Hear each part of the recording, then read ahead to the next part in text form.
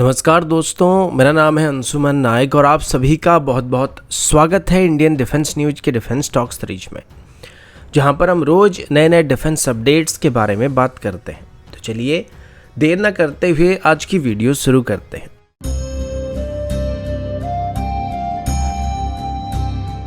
आज की पहली अपडेट क्रूज मिसाइल को लेकर, और अभी हम इंडिजिनस क्रूज मिसाइल के बारे में बात करने वाले हैं। वैसे देखा जाए तो अगर हम हमारी ओवरऑल मिसाइल डेवलपमेंट प्रोग्राम के बारे में बात करें तो ये काफ़ी हद तक सफल प्रोग्राम रहा है, लेकिन जहाँ तक बात रही क्रूज मिसाइल की और ख़ास करके सबसोनिक क्रूज मिसाइल की, तो इस सेक्टर में हमारी डेवलपमेंट इतना कुछ आगे नहीं बढ़ पाया है और अभी तक हम एक सबसोनिक क्रूज मिसाइल को भी डेवलप करने के लिए काफ़ी स्ट्रगल कर रहे हैं। सबसे ज़्यादा स्ट्रगल हमको निर्भय मिसाइल को डेवलप करते दौरान करना पड़ा था, जिसके बाद पिछले कुछ सालों में डीआरडीओ की तरफ से निर्भय मिसाइल के लिए डेवलप किए गए अलग अलग टेक्नोलॉजी को बेस करके एक नई सबसोनिक क्रूज मिसाइल को डेवलप करने की कोशिश किया जा रहा है, जिसे इंडिजिनस टेक्नोलॉजी क्रूज मिसाइल कहा जा रहा है। इसमें खास करके इंपोर्टेड इंजन के बदले indigenous morning small turbofan engine का इस्तेमाल करने का फैसला किया गया।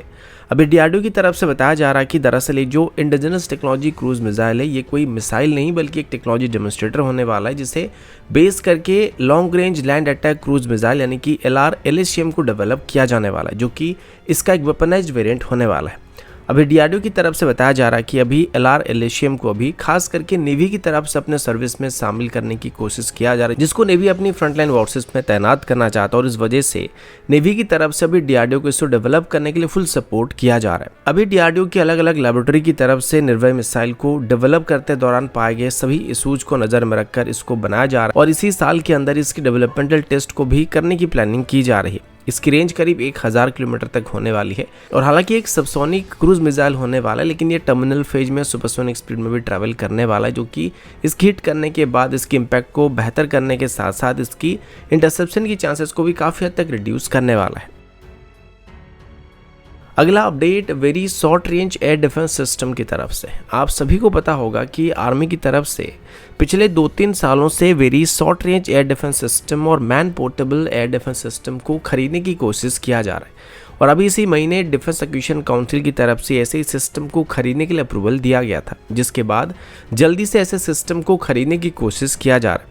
इसके पीछे एक मेजर कारण ये है कि रिसेंटली हुई लड़ाई के दौरान, यानी कि रशिया और यूक्रेन के बीच हुई लड़ाई के दौरान मैन पैड्स को किसी भी एरियल टारगेट के खिलाफ बहुत ही इफेक्टिव वेपन पाया गया और यूक्रेन के जो एयर डिफेंस सिस्टम हुआ करते थे वो रशियन यूएवीज से लेके लॉटरिक मुनिशंस, हेलीकॉप्टर्स, गनशिप्स, सबसोनिक क्रूज मिसाइल और फाइटर जेट्स इन सभी को डिस्ट्रॉय कर रहे थे, जिनको देखने के बाद अभी भारत की तरफ से ऐसे ही सिस्टम को खरीदने की कोशिश किया जा रहा है। अभी हमारे पास जो मैनपैड्स मौजूद हैं वो ईगला S सिस्टम है, जो कि काफ़ी पुराने ज़माने के सिस्टम है और अभी इनको जल्दी जल्दी रिप्लेस करने का प्लान किया जा रहा है। डीआरडीओ की तरफ से पहले से अपनी एक man portable air defence system को डेवलप किया जा चुका है, जिसकी 2 सफल परीक्षण पहले से किया जा चुका है और अभी जल्दी से जल्दी इसको प्रोडक्शन के लिए तैयार करने का प्लान किया जा रहा है। डीआरडीओ की तरफ से अभी पहले से इन मिसाइल्स को मैन्युफैक्चर करने के लिए अदानी डिफेंस और भारत डायनामिक लिमिटेड के साथ टाइप किया जा चुका है और इसी साल के अंदर इसकी कुछ डेवलपमेंटल ट्रायल को भी करने का प्लान किया जा रहा है, जिसे उसके बाद सीधे तौर पर प्रोडक्शन के लिए क्लियर किया जा सकता है, क्योंकि अभी जो डेवलपमेंटल ट्रायल को करने के लिए नए यूनिट्स को मैन्युफैक्चर किया जा रहा है, इनको फुली प्रोडक्शन रेडी कंडीशन में बनाने का फैसला किया गया है। अगला अपडेट एक बहुत ही सीरियस अपडेट होने वाला है, क्योंकि अभी itware.com की तरफ से पब्लिश किए गए कुछ रिपोर्ट में बताया जा रहा है कि ब्लैक वेब में अभी भारत की कई डिफेंस इक्विपमेंट की डाटा लीक हो चुका है, जिसमें पिनाका रॉकेट से लेकर ब्रह्मोस मिसाइल और यहाँ तक कि हमारी सबसे नई मिसाइल यानी कि अस्त्र मार्क 2 मिसाइल की डाटा भी लीक हो चुका है। इन सभी डाटा को ब्लैक कैट नाम की एक हैकर ग्रुप की तरफ से हैक किया गया था और इनको डीआरडीओ किसी गवर्नमेंट वेबसाइट से नहीं या सर्वर से नहीं, बल्कि इन सभी डाटा को सोलर इंडस्ट्रीज की वेबसाइट से हैक किया गया था। अटैकर्स का ये क्लेम है कि उनकी तरफ से अभी लगभग 2 TB तक की डाटा को हैक किया गया था और इनसे लिए गए डॉक्यूमेंट्स को वो धीरे धीरे करके ब्लैक वेब में रिलीज कर रहे हैं। इन डाटा में जितने भी वेपन्स की स्पेसिफिकेशन को इशू किया गया था, उन सभी में इंजीनियरिंग डिज़ाइन, ड्राइंग्स और अलग अलग तरह के स्पेसिफिकेशन को पाया गया और इस पूरे लिस्ट में करीब 15 इंडियन इक्विपमेंट मौजूद थे, जिनकी डाटा को अभी चुराया गया, जिसमें पिनाका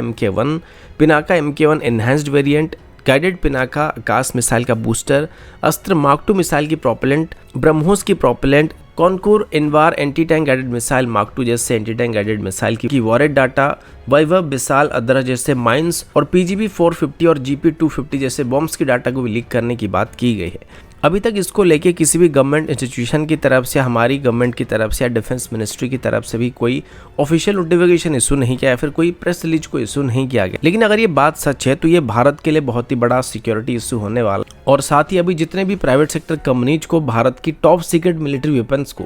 मैन्युफैक्चर करने का कॉन्ट्रैक्ट दिया जा रहा है या फिर टेक्नोलॉजी ट्रांसफर किया जा रहा है, उनकी सभी वेबसाइट्स को, उनकी सर्वर्स की सिक्योरिटी को भी टाइट करना काफी जरूरी है। वरना ऐसे अगर प्राइवेट सेक्टर कंपनीज की सर्वर से डाटा लीक होने लगा तो ये आगे चल के भारत के लिए बहुत ही बड़ी इशू क्रिएट कर सकता है और हमारी सभी डाटा हमारे दुश्मन के पास पहुंच सकते हैं। तो दोस्तों अभी के लिए इतना ही, मिलता हूं आपसे अगले वीडियो में, तब तक के लिए जय हिंद, वंदे मातरम।